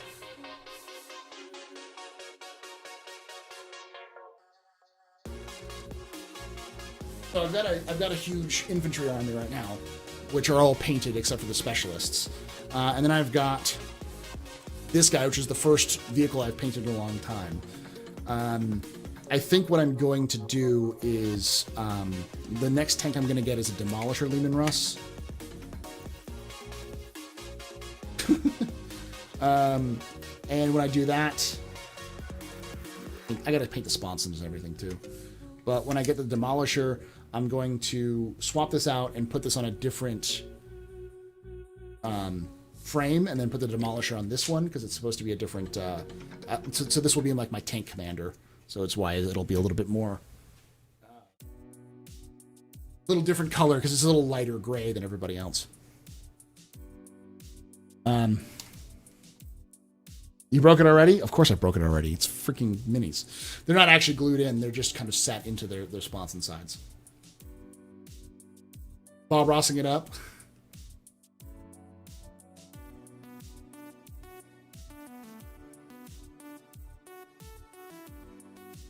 And then this has been primed. It's a Torox Prime, but I got a start collecting pack of the Tempestus Scions, and it came with this. So I don't actually plan on using it a lot in armies. I've heard it's pretty garbage, but it looks cool. And you know, when I get to the point where I'm going to need just anything I can throw at an army to be able to do a 2,000 point army eventually, not soon because it's expensive. This will probably, it'll end up on the map. A lot of these, I also have another kind of carrier which is like this, which is an APC, and they're all, I kitted them out to be much more anti-infantry, just because they're gonna like roll into the battlefield, dump off troops, and just lay down ridiculous fire so that they can cover for the extraction of the troops. And once the troops come out, the troops will then move away from the vehicles, you know, bunker down, lay down covering fire, and then the vehicles will advance, and then more troops will come up, all that kind of stuff. So, lightning maneuvers, that's my plan.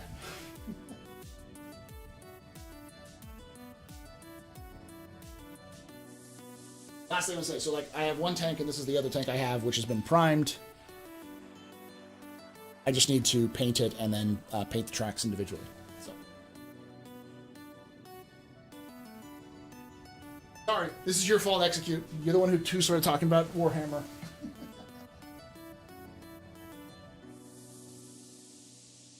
I may have to custom print you some stuff for painting like I did for Dyson. Sure. I'm planning on picking up, one of the things I am going to do is I'm going to buy, I've already convinced Cam that I'm going to do this, so I'm going to do some fundraising, but I'm going to buy a freelancer from JRDF and assemble it and paint it on stream. So you guys can, I'll have a custom painted freelancer for you guys.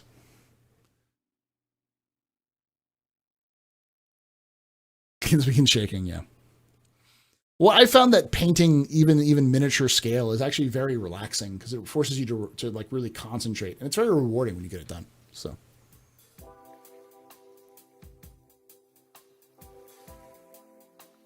So I'll stream that here on the Astropub for you guys to see while I painted it.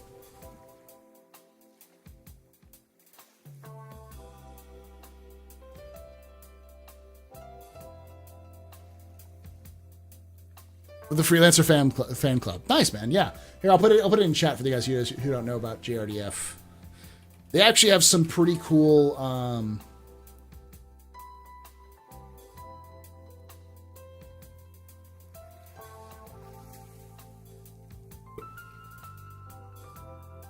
they have diorama kits. I didn't know that. Or mining cargo crates, Predator weapons pack. They have weapons packs too. That's nice. Crates. And they also have model kits. They sell. So they have a Freelancer Max. They have a Anvil Arrow. They have a Freelancer base. And then they also have a Dragonfly and a Grey Cat. So I was thinking about getting the Freelancer Max, but I'll probably just get the Freelancer.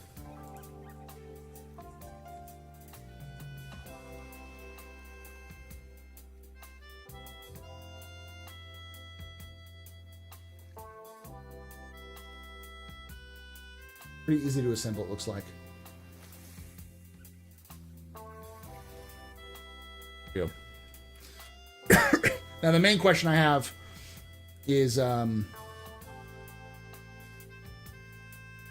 what I need to use, because I usually use this liquid cement for plastic models, but I know that this is made out of resin, so I don't know if I have to use, like, super glue.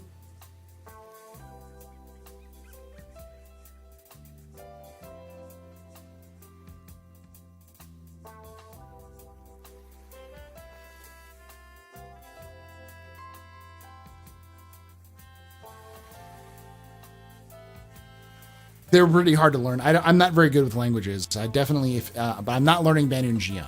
Question was, how are you learning Banunjian? And I'm not, but I do kind of dabble in them. If you're good with languages, they're not too complicated. I was starting to print some Tau Firewalkers, but I couldn't find a good enough model for that, and it looked right for my FDM printer. Didn't do a good job on the smaller models. Okay, yeah.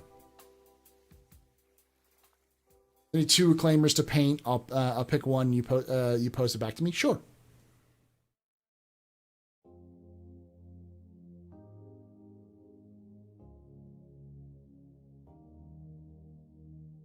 You want to make my bed frame a replica of one of the freelancer bunkers?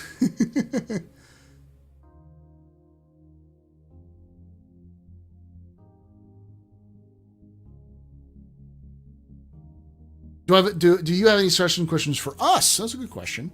I've got some good questions that you might be able to answer, chat. Specifically, what about Star Citizen? Like, if you like Star Citizen lore, what about Star Citizen lore are you looking forward to? You know, are you looking forward to the gameplay story-wise? Are you looking forward towards the universe?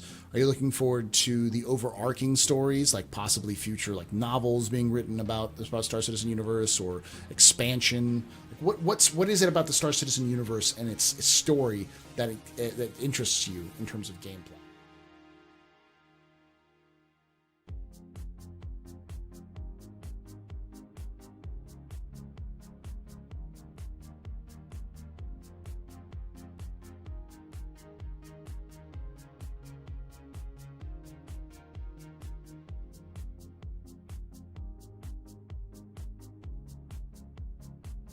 The minutia, the tiny details of people and how their lives will work. Okay. Would be nice. Could do a character Civil War. Yeah. Movie would be nice. Okay, yeah. Looking forward to being at Tavarin someday. Yeah, hopefully. Looking forward to stories about major events in the universe.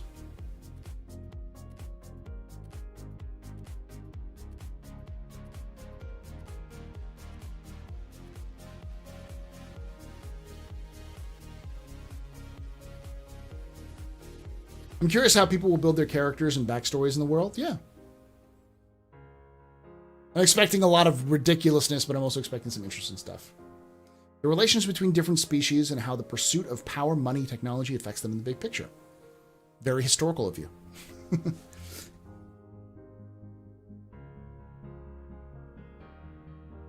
It's actually the mystery of the Kurthok and the possibility that there is a greater power moving the Vandal around us. That's an interesting idea. Don't give any Chris ideas about the movie just yet. I think I've heard enough talk from CIG employees in public about doing movies that I wouldn't be surprised if they already were going to do movies. I wouldn't be surprised if we had some, like, similar to the CG movie we saw with Star Wars Squadrons. I wouldn't be surprised if we saw some of those in the run-up to something like Squadron 42. Charon 3 Civil War, you mean? Oh, okay. I thought you meant like a character Civil War. Like, that'd be kind of cool in the war.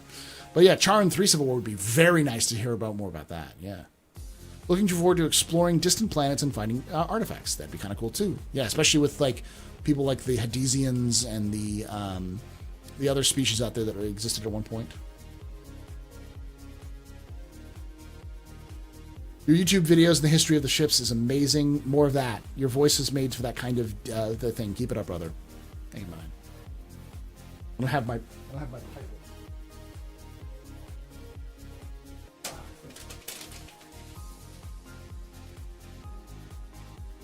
Thank you for enjoying our museum. Make sure that you have joined us on Patreon. to keep the museum open. Marvelous. Pico's Adventures. Give me an animated Pico movie, you coward, CIG.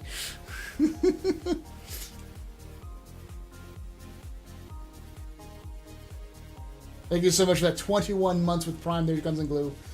This minute, Flying Penguin for best ship. Exactly. I appreciate that as crafted as lore seems to be, it is still very malleable. Seems to be me, the big narrative stuff has to wait for closer to release, though a bit sad about, but impermanent. Yes. Now, one of the things that I'm pretty certain is going to happen about that is that I think they're going to do big picture, small picture. So in the picture of Stanton, there are big events that will happen. They may affect the larger universe, but they don't have to. So any things that are going to affect Stanton directly, we can be involved with. So we can still affect the universe's story by playing events in Stanton, but even though we don't have access to other things. So I have a feeling like we're going to start getting more story narratives that will affect the story long term, closer to release, or closer to now rather than closer to release. So that'd be kind of nice. Pico on the barbecue is what I want to sauce. Pico de Gallo is a really good sauce.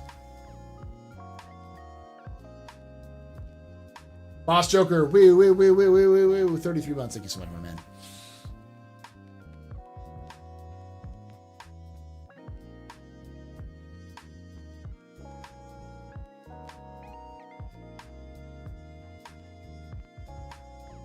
Like Xenothreat, exactly like Xenothreat. That's what I was referencing without having to actually saying their name.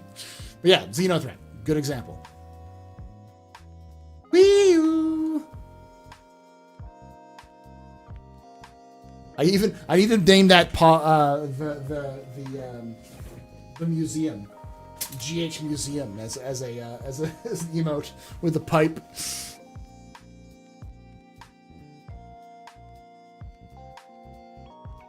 Is awesome sauce. I can see that, Boss Joker. See what you did. I would like to see how integrated elected player officials could be using game systems, taxes, policies, etc., or have civil unrest move into lore. Player-led civil unrest into lore. Yeah, I mean, here's the thing that I think might happen in the long term. I have said this many times, but I firmly believe this. I believe that closer to release, once they have land claims, that players will start to build on land claims of other players, meaning you will get a group similar to the old colonization companies back in the early days of North American colony, British, where you'll have a group of people who will say, we will build a city here because there is resources here. Either a group of like an organization, or people will go join together because they need protection, because going solo is going to be suicide. It's dangerous to go alone, take everybody else.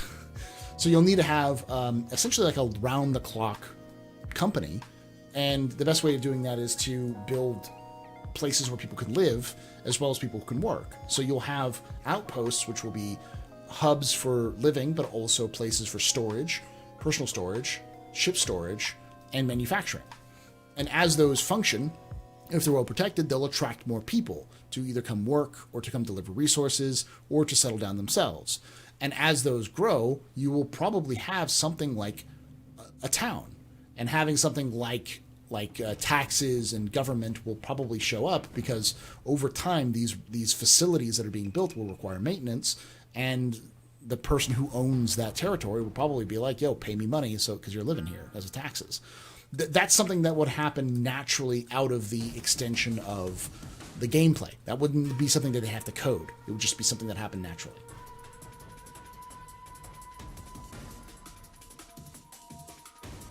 This wouldn't even be role play. Like, this would be something just out of you want to make money. This is probably, you want to kind of land claim. You want to sit down and farm and use that food to do other things. You're going to need protection. You can't homestead on your own.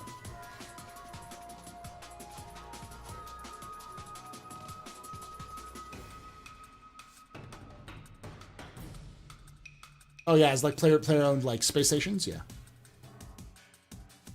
I think that organized colonization will happen as just an extension of player-owned territories and of like homesteading. It's just an extension of that. People will cluster together for protection. Person Cave is my home right now, yeah. But I mean, like, if you're doing homesteading, you're going to already need agriculture, you know, and mining. Like, you're going to need a lot of other things to be functioning before you can have homesteading.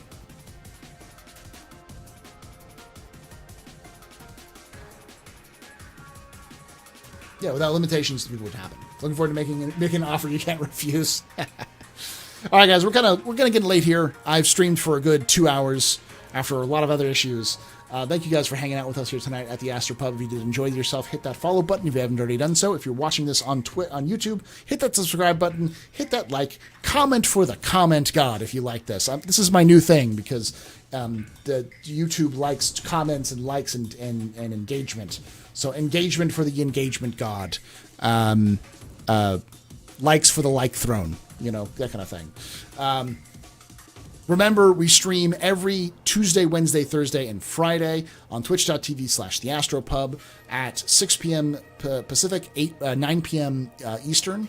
We do Star Citizen. We do other games as well. If you want to watch us do live shows like The Spice Must Roll with the Star Wars tabletop RPG, Edge of the Empire that we're doing, or the Captain's Table, which we film live on Saturdays. Those are both done at twitch.tv/theastropub, starting at 10 a.m. Pacific on Saturdays, going until late. Like, I think the Captain's Table starts at about 3 p.m. Pacific, for those of you on the West Coast who want to come jump in live. So, thank you again. Love your faces. Like I say every time, hope to see you guys again soon. But if I don't, hope to see you someday in the black. And as I say to you guys who watch Galactic Historian, remember, ex Historia ad Astra. Later, guys.